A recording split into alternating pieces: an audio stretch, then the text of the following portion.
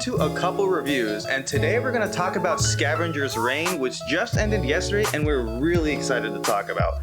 I mean, right off the bat, I'm just going to say like 10 out of 10 show. Watch it immediately. If you're a fan of animation or science fiction, you have to watch it. That's all you need to hear. What do you got to say just off the bat? If you love art, you love animation, you love music, you love anything that looks good, you need to watch it. Yeah, for sure. So a little bit more about this show. So it's on Max or HBO Max, whatever it's called these days. It's a 12-part animated series, and the synopsis of the show is essentially we follow a crew of a damaged ship that crash lands on a planet, and they try to survive. So the Scavengers got a reign, I guess. But it's a lot more than that. It's not just a survival show. It's about nature and beauty, like philosophy, life and death, while also trying to not fucking die. So it tackles a lot. It's very unique. I can't think of a single show like this in terms of Western animation. Yeah, I agree. I liked one summary I saw said that it's as if the humans are the invasive species on the planet. Yeah, that's a great way to put it. Yeah, really because cool. They literally are actually invading the planet. Yeah, so it's really cool. A big plot point is seeing them interacting with the planet and learning about it and how they engage with the planet overall. Yep, definitely. That's really cool. Yeah. So also this show is created by animation studio Titmouse. Great name. They also did Pantheon this year, which is another phenomenal show. One thing I've noticed with Titmouse shows is that they tend to, while they're animated, be very adult in nature, both in tone and writing. They don't like fuck around. Like characters have very understandable motivation. No one's just evil. No one's just pure. Everyone has flaws, but everyone has reasons for why they do for why they do what they do. Yeah, they don't do SpongeBob or Bob's Burgers. Yeah, for sure. Yeah. It also has 100% on Rotten Tomatoes. Not that I think that really matters, but for a new show or property, that's quite impressive, especially in the day and age of where we are now, franchise world and everything. It's great PR for them. I think how well it's doing too is also reflecting that it was made fully remote. So it's a fully modern show being fully embraced by a modern audience. Yeah, definitely. This post-COVID fully remote world. Yeah. Yeah, for sure. I mean, COVID kind of changed everything, and considering an animation quality of this level is done in this world, just give more credit to the team there. Yeah, it's really cool. I was looking at Instagram a little before this and Twitter to see what people have posted, and a lot of the artists have posted a lot of behind the scenes shots of how things are made, since it's all hand drawn. That's another important thing to call out. This is a hand drawn show. Watch the trailer, just a few screenshots, you'll be able to tell completely. But yeah, let's just dive in a little bit on like what this show's kind of like, how the characters are structured. So because this show is about scavengers on a planet, there's like 3 main plot lines. So essentially these survivors get scattered and away from their main ship, and they are trying to not die, but they're not with each other. So it's like a multi-timeline type show, a lot of characters. Well, actually there's like 5 human characters you mainly follow. So like the first one is Ozzy and Levi. Well, Levi's a robot. The second one is Sam and Ursula, which are 2 humans. And finally, Cayman and Hollow. Hollow isn't actually an alien on the planet. It's the only named alien, and that's for a reason, I would like to say. So it essentially follows these 3 storylines, and they all tackle different things. One actually has like the concept of like humans talking to robots. The other has like a man and a woman, and finally a man and like a lone person in nature. So they have different dynamics with their relationship, which allows the planet to be explored in different ways. Well, and I think it allows for a lot of creativity in the different storylines, with the basis being different humans, and it's showing really true that everyone with different backgrounds is going to interact differently with the world. And how different and stark it can be. And I also want to emphasize the couple, Ursula and Sam, are not romantic at all, ever. And I did think that was really cool, that there's really, the only romantic item or scenes in this series this season are from flashbacks. Yeah. And so I thought that was cool that it was truly science fiction interacting with the planet. Yeah, and the point is that like you wouldn't probably like dating someone when you're trying to not get eaten by dinosaurs, right? So like it's like they're all trying, they're like realistically developing the relationships, but when they're safe on the ship, you can see more of what but Jurassic Park does have the romantic undertones, so that's what I'm saying. It also is cool to see it's not in here, because I think a lot of science fiction movies like lean into a romantic aspect because they feel like to get a broader audience they need romance, but I think this does a good job of not needing that. I mean, we don't want to spoil too much about the characters here, but they're all great, to be honest. I mean, I think my favorite character was Levi the robot. Levi's arc is insane, and like what the show Titmouse again does it again with like with Pantheon, what it says about artificial intelligence, what is life, what is sentience. Does a great job about that. I mean, I don't want to spoil too much, just honestly watch it at this point. And one cool thing about the voice actors is Wunmi Masako. I don't think I pronounced that correctly, but Wunmi Mosaku. She voices Levi, but she's the same TVA security guard lady from Loki. So I know you're not watching that, but it just ended yesterday, so that was kind of a cool, nice. Carry over there. Connection. Yeah, but I think something that'll be fun to talk about are the influences that are in the show that are very clear. So if you've Googled this show, you immediately probably see Ghibli, and that was their primary inspiration there. So something that was really interesting about this show is that it feels really different than anything out there. And why I think that is it does something interesting where it uses Western Hollywood camera cinematography techniques with Eastern animation styles. So the animation in the show is very intricate, very detailed, just like Ghibli movies.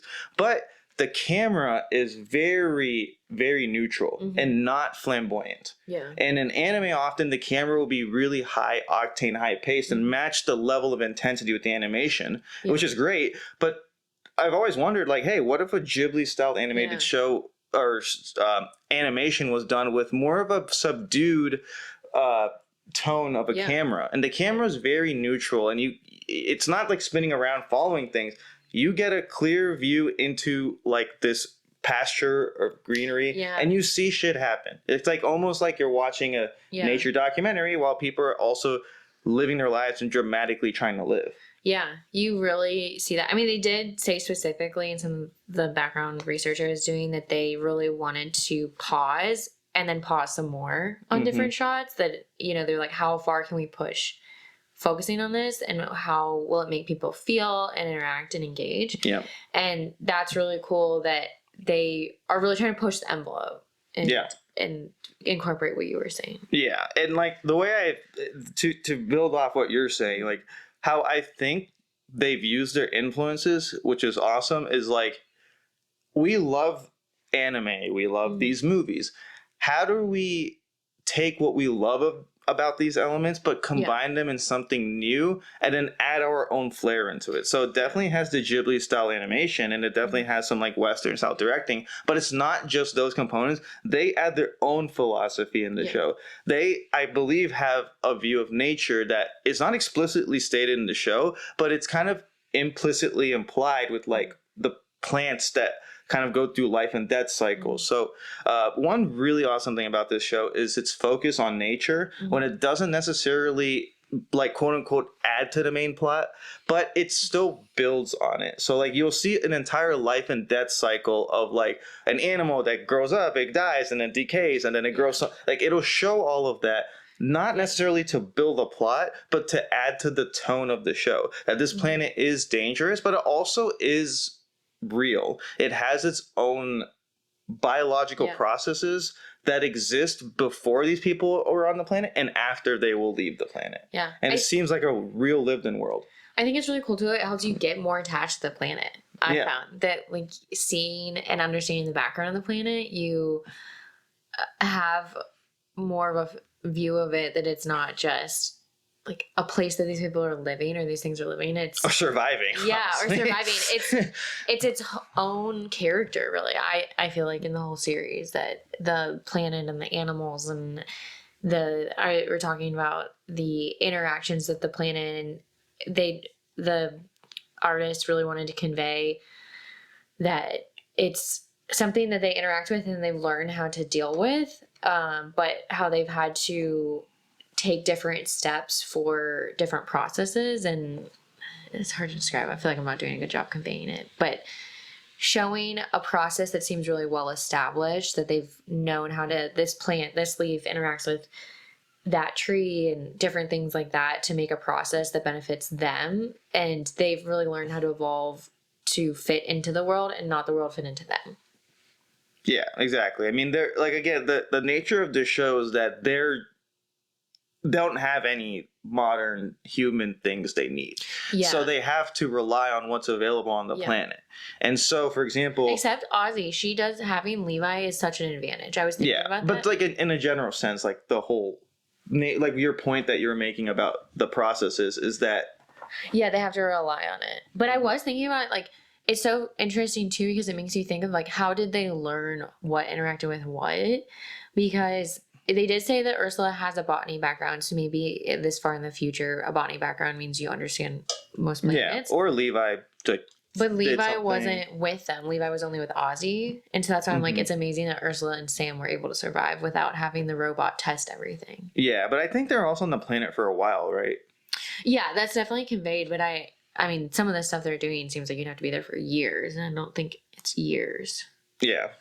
I take it as like, hey, these are like futuristic planet settlers, so they have some base understanding of like general biology because they're going to other planets, so they must be equipped on some degree, I would think. There must be some commonalities with this. Yeah, I mean, you wouldn't send like a guy with no mechanical skills to like repair a dishwasher or something, you know? That's right. So while we are gushing about the animation, another While we are gushing about the animation, something that's equally important that I think really makes this show excel is the writing. So the creator came out this year, and that's another equally visually stunning work. But I thought the writing was like not very good in the creator, and I think that really bogged it down. And when I was watching the creator, I was like feeling, man, I wish there was something deeper underneath these visuals. I wish there was a point to it. I wish there was emotion related to our characters. And now when I saw Scavenger's Reign, this is what I was looking for, where the characters have reasons for what they're doing. They're not just idiots. Like sometimes in the creator, I'm like, dude, you're a fucking dumbass. Like you gotta, like, I get the concept of like life and like treating robots like are they real life or not? But also you can't make your characters complete idiots and like it completely takes the wind out of the sails. They did have one point in Scavenger's Reign at one point where like it was like press the button and when Ursula was supposed to press the button and like she became an idiot basically. So they weren't totally immune to it. In Scavenger's Reign, when she was supposed to press the button to wake the bodies up. Yeah. She like was distracted by Halo and like didn't press the button. Hollow. Mm-hmm. Yeah. Yeah, I guess that's like, I don't know if that's like being an idiot. I would say like she panicked. Yeah. I'm talking about like in the creator, like people like actively pick things when they're chilling. They're like, let me shoot myself in the head. This is like, hey, I'm like freaking the fuck out. Oh shit, I forgot to do this. Like, there's someone trying to kill me and I'm like, fuck, you know? Yeah. But like, I see what you're saying. I just trying to say there's like a big difference between the two. And like the writing definitely. One's good, one's bad. Yeah. One feature that I really enjoyed is the sound, music. We both, we both really enjoyed the sound, music, techniques, and really feeling immersed in the world. And the sounds sounding foreign and alien, but technically they're all made here. Yeah. Which is crazy. It's like combining sound effects with things that you wouldn't expect. Like maybe an oinking sound out of a balloon. Like, oh, what the fuck? Why would I? You know, like, that's not a great example. But like they will combine common things where we see or hear with shit that doesn't normally combine with it. Yeah, very true. And having the music in it, and I don't really have a point, I guess. No, it's just great. I mean, we love the music, and honestly, it equally sells the show. The tone wouldn't work without the music being like, the music evokes a lot of feeling of beauty, of loss, but also like longing, you know, like it gives the feeling of like I'm wanting something that isn't there. Like, and it's not just like I'm wanting to go home, but it's like, what does home mean for these characters? And for a lot of them, it's not like I miss taking a shower or using a toilet. It's like I miss the people that were on this ship and I had unresolved shit with these people. And that's really important to the show, where to feel like you care about these characters surviving, you must care about why they want to survive. And they do a great job of showing these characters have a life to get back to, but also they also like have flaws and things to grow from. Yeah. And they're like, wow, this planet's making me confront things about myself while I'm also not trying to get eaten, you know? And I think that's concretely done in the short, where they show... And you might want to let them know, what do you mean by the short? So there was a short created that it was just called Scavengers, right? Mm-hmm. And the same creators of Scavengers Reign made the short. And within it, it really concretely shows a longing, being on a new planet, longing for an old home. And I think Scavengers Reign takes that concept even further and still develops it, but doesn't do it in a concrete way. So you're still feeling the same feelings out of both, but Scavengers Reign does a really good job of approaching it in a more creative, abstract way. Yeah. Through the music and the art. Yeah. I mean, honestly, I think something that we're kind of saying with the music, the art style, and the camera specifically, is that the show is very minimalist in a good way in terms of exposition. 100%. There won't be a scene where the guy is like, so this planet is called Planet XYZ and there's 30 species. No, there's never scenes where people just sit down and explain shit, because in the show's like universe, they know these things. They're not going to go around talking to each other about things they already know. They do that in movies and TV shows just to tell us, the audience, shit. But like in real life, you wouldn't, like, as you know, I'm your husband. Like, they wouldn't say that, right? Like, but you see that all the time in shows and TV, and that's like bad. But here, the exposition is done really expertly. It's the camera, again, with the music, will more tell you about what's happening and why things are happening. Like, do these creatures interact with each other? Are they predators or prey? Do they have a symbiotic relationship? You can infer a lot of those things, but you don't have to have it spelled out for you, which is great. It's like, imagine watching a David Attenborough documentary on like a different planet, essentially, except without him narrating, I guess. That's really true. And I think also tying into that, it's a show that you can't be doing anything else while watching. Oh, yeah. I mean, I don't... Yeah, but for sure. Yeah, when we try to eat or anything, like, while watching it, you miss so much because you really need to be seeing the visuals and hearing the sound effects and the dialogue. Yeah. Something else that stuck out to me about how nature is portrayed in this show is that violence wasn't really done maliciously, if you noticed. Something I noticed by the end is, like, most of the violence we see on the show is nature trying to survive it in its own way. Yeah. It's not like a movie where like someone's breaking into a house and trying to kill someone because of malice. The violence we see is nature trying to like exist or coexist with each other. So for example, if our main characters are viewed as prey, it becomes like a standard chase scene, like they're trying to get attacked. But there's a point where a character falls off a cliff, right, Ozzy, and there's this villain alien that could have like eaten or killed, or like if it was a malicious actor, something, a bad actor, it would have went and tried to kill her because it wants Ozzy dead. But Ozzy was out of reach. It's no longer a threat to the creature. So naturally, it's just going to walk away. If you notice, a lot of the violence is circumstantial due to nature wanting to just survive. There isn't like violence for the sake of, oh, let's have a cool action scene.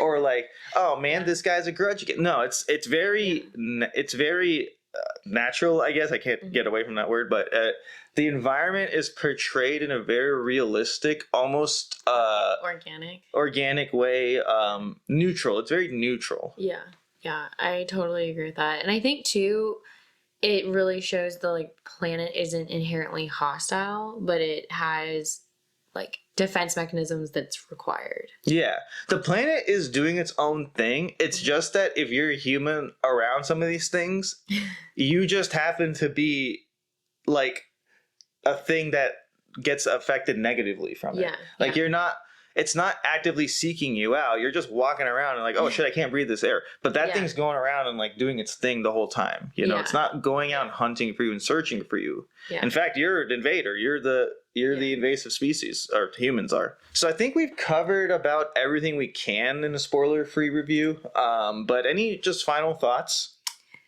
just can't recommend it enough. And I want a copy book of all of the art. I want posters. I want everything. So yeah. I think it would. And what's your final score of it? I thought about it more. I'll give it a 10.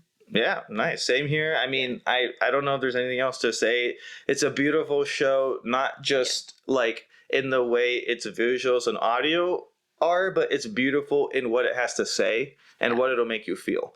So I can't recommend it enough. I was so surprised by how good this show landed because we were so excited as fuck watching that trailer, and I was like, it can't like be that good. And it was like, I might say it's like the best show I've seen this year. The most surprising. It's the thing that like I was not expecting at all this year, and just like completely like blew me away. Well, we originally started watching it apart, and then I was like, "Wait, this looks really cool. We have to watch it together." Yeah, exactly. Yeah, it's a great binge watch show, and the episodes aren't super long, but really engaging, and can't recommend it enough. So now I think we can jump into some spoilers. So this is probably going to be really unstructured if the first part already wasn't enough. So it's a 12-part episode. So I think we could, it's a 12-part series. So 12 episodes. And I think we could start with like what our favorites were. I mean, or maybe like let's start with their favorite characters. Who's your favorite character or favorite storyline to follow? I would say my favorite character was honestly Ursula. I felt like she showed a lot of growth from the beginning to the end. And I think she did a really good job of being aware of where she is and also understanding when, spoiler section, of course, Sam... Yeah, you can talk about whatever the fuck you want. Sam dies. Sam dies. So, but he technically chooses to. Technically, he could have gone on longer, but he had an alien in him that he knew was going to kill him. And so she, had an injury from getting bit by a monkey spider thing. And so it was really hard for her to go on, but she powered through because she knew that's what was needed. And she ends up helping save Ozzy. So Sam saved her multiple times, and then she goes on to finding Ozzy and saving her. Yeah, I would even say like Sam saves Ursula, but bestows upon Ursula a mission. His mission. He's like, I can't make it, but can you do it for me? Yeah, because background too, Sam was the captain. So that's why Ursula also deferred to him a lot, was because he was the captain of the whole ship. Yeah. Crap, I was going to say something. Oh, well. But yeah, I mean, Sam's death was like crazy. That hit so hard. And that's an example of like what I mean by like the writing actually makes you care about the characters because they have like reasons for doing what the fuck they're doing, and you actually like can vibe with that. Like, oh man, Sam is a good captain and a generally well-rounded person. Yeah, he wants to help people. I want this guy to survive. Yeah, but it's done effectively because of his relationship with Ursula and how he speaks about his crew and what his values are. Going on the other spectrum, then, I mean, honestly, I think we should talk about Cayman and Hollow. I think that was the craziest storyline of the show. Yeah, it's definitely the most esoteric, I would say. Yeah. I mean, granted, it's a lone man confronting his own demons, and Cayman, for example, is a fucking asshole, right? He's the reason why the ship crashes. Not only that, but he doesn't even own that he did that, and then like falls into his own grief to like further avoid confronting like what the hell he did. He doesn't want to feel that shit. So with Hollow, something I felt was that when Hollow and Cayman's relationship started, it was okay, whatever. But the moment Cayman started killing things, Hollow started growing at a rapid rate. Yeah. So it's like almost Hollow's power. It's like humanity kind of corrupted this planet in a sense. Like Cayman and killing things and being absorbed by this creature corrupted Hollow to become like more of an animosity, more of an enemy. Like it was like acting more out of like anger, hatred, and frustration, if you notice towards the end, rather than like just being a creature. And I think it was absorbing some of Cayman's like negative toxicity and all that stuff, and all of the guilt he feels with not saving, or probably, I mean, honestly, killing his partner. So I just thought that was a really interesting dynamic where like, wow, like it's like they're actually more symbiotic than it looks. And it was interesting to just see that like it got more and more corrupted at the end. Like the Hollow just looked angry, looked like it was sweating all the time, almost like it was not natural. It shouldn't have been fed all of these things. Well, and then when it tried to corrupt Ozzy, Levi came in and saved Ozzy because it had like the power to basically like throw up in the other being's mouth and make them go do its bidding, honestly. And so seeing that it tried to do that with Ozzy and Levi intercepted it. What it's doing, I think, is it's giving you what you want. Yeah. Like in your head, but it's also asking you for something to keep giving you that shit. It's like a drug dealer. Yeah, because it kept having Cayman daydream about his ex-wife and their life together, and that would make him feel good. And so he wasn't getting like actual nutrition, but he was getting like filled metaphorically.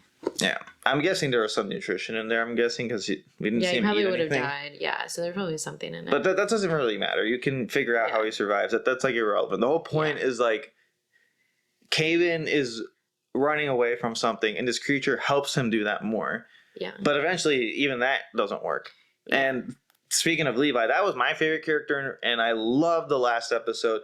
The moment Levi saves Ozzy was like fucking hype as fuck. Mm-hmm. And there was a really cool metaphorical shot where like as Ozzy is laying on the ground, her back on the ground, like looking up in the air, she sees the sun, but then Hollow comes out of view and like covers the sun, kind of like, dang, that's the end of my life, but also like metaphorically it ends hope. Yeah. Ozzy, and that's like pure life, all nature, just a creature.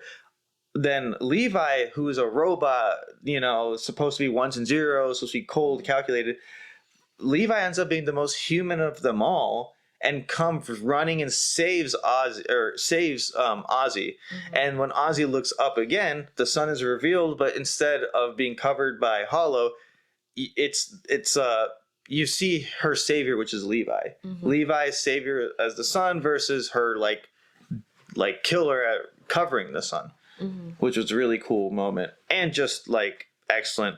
Also, the montage when Levi got her sentience and not really her sentience. She got her sentience before. When Levi got her psychic abilities to defeat Hollow at the end, there was this montage of every creature and almost every single life form on the planet we've encountered, and it kind of rotates around like it's like a single, like the, hey, here's a picture of my face for 365 days. That concept for all the nature and creatures was done together as a montage, and then it to me was almost like the planet itself has some sentience and understands life. And I think it's a character. And it gave that gift to Levi. Showing the full evolution, and I thought that was done really well, especially because it shows the full evolution of Hollow. Mm-hmm. And so it helped add to the idea or concept that Hollow did get corrupted more by Cayman. Yeah, for sure. Mm-hmm. Nice. I mean, some other just random thoughts that I think are spoiler really cool. Like there's a scene that it pulls from a lot of cool like influences. So there's a scene where Ursula early on encounters some nature thing and she's hallucinating. She thinks her organs are like made out of plants, but like falling out of her stomach. Very similar to that shot in Akira. So that was like a great touch. Yeah, very fungus. Yeah. It also let's see if there's anything I'm forgetting. This quote was from the creators of like the vibe of the show, and I thought it was a great way to put it. It's a visual haiku about wanting to return to normalcy and to what you lost. That's like a great way the way I can describe it. Haiku is not very wordy. It's very minimalist, but it can convey a lot. Yeah. There's a lot. It gives you a structure with air, and then you can fill in the gaps. Quick and to the point. Yeah. Yeah. I think they showed a really good job of executing a lot in the short one season that it's had. Yeah. I guess the only other thing that was kind of... another really awesome influence that I definitely see now that you mentioned it was Primitive Technologies, that YouTube channel. Have you ever seen it? Where like this guy like goes in nature and sits around and like creates like a fucking whatever out of sticks and stones. I hadn't heard of it until like reading more on this show and how that was one of their inspirations. So the way it was the inspiration is not just like the concept of like being in nature and surviving and all that. Yeah, that's obvious. But it's how the channel's filmed. It'll have static shots of the guy standing there doing this, then it'll cut to him doing that, and cut to him like going this, and cut to him like creating a thing. Same thing in this show. When they're creating something, it'll have a static camera and cut. Very similar to Primitive Technologies. That was a great callback to that, or just like pulling from various things, like pulling from fucking YouTube, right? That's dope. I mean, I think that leads into the modernness of the show, and like, I really do think that this show helps deliver a higher level of animation to the US because I think Titmouse just does a great job with Pantheon and Scavenger's Reign, that it's not just Bob's Burgers and SpongeBob. It is still animated, but it has a higher level and has a feeling that you're looking for, but it's not like Lost, the series, where it's a big secret at the end. Animation in the States, in the West, is typically treated for more as kids stuff, whereas in the East, anime is for everyone. It's like adult as fuck. So now we're seeing that carry over, and I definitely agree with that. Yeah, I think it's really exciting. Yeah. One funny thing is that if you're watching this, you're going to probably think a lot of this movie is very similar to Annihilation, but it turns out they were both in production at the same time. Just a crazy coincidence, honestly. I don't know. That's what they're saying, at least. But they're not actually directly inspired, which I was thinking it was. But I mean, clearly the timeline would show that they weren't. Yeah, it's cool. Awesome. Well, yeah. Thanks again for watching our review. Hopefully you watch it. Let us know what you think in the comments below. I mean, if you didn't like the show, I'm really curious as to why. And I'm assuming most of y'all will probably love it. But anyways, thanks for watching, and we'll see you on the next one. Thanks. Bye.